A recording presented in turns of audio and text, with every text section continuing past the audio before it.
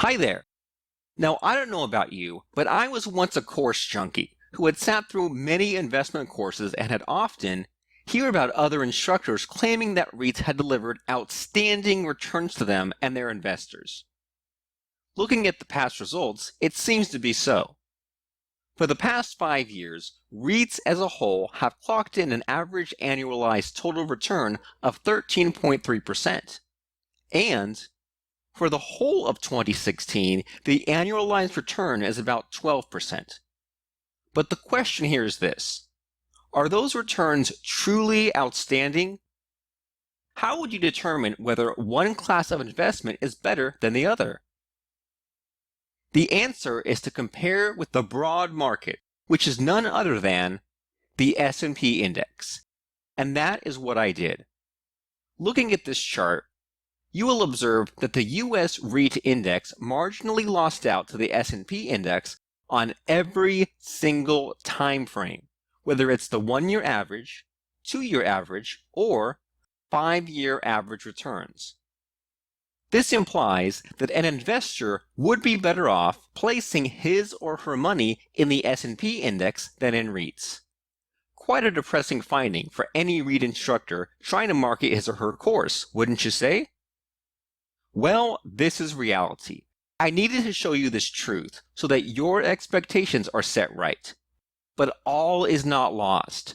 REITs are still great investments, and if you are dedicated enough to master this class of investment, your returns will definitely outshine those of the S&Ps. Moreover, REITs are some of the few investments out there that are easier to understand and manage whilst delivering real cash back into your pocket. I have seen many young working adults and retirees benefit from REITs investment, from taking multiple trips around the world to purchasing a new property altogether.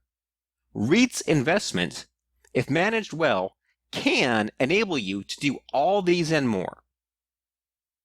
And speaking from personal experience, the REITs in my portfolio have more than doubled their value since 2010, and I enjoy yearly dividends of 12 to 15% consistently. So if I can do this for myself, I am sure that you can do the same. To convince you further, let's look at a hypothetical example. Aaron has just started his career as an engineer. He has been working for the past 3 years and has saved up a decent sum of money. He then decides to put $10,000 of savings into his REIT portfolio. That will give him a conservative yield of 9% every year.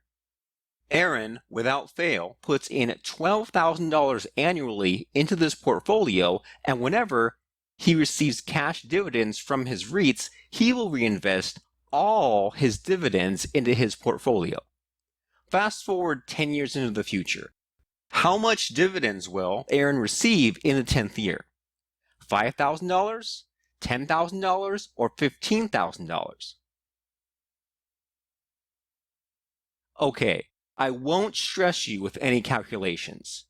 The answer is, Aaron would have received about $16,000 of dividends and $70,000 of extra savings after just 10 years of investing.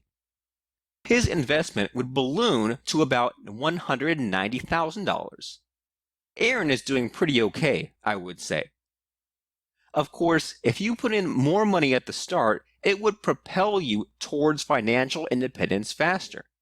But the challenge here is this: to build that portfolio of REITs and manage it in such a way that it will give you a consistent total return of 9% or more for the next 5 to 10 years. And that is what I will be teaching you to do through the remaining lectures in this course. I hope you are inspired by the real possibilities of what REIT investing can do for you. And with that said, let's move on to the next lecture.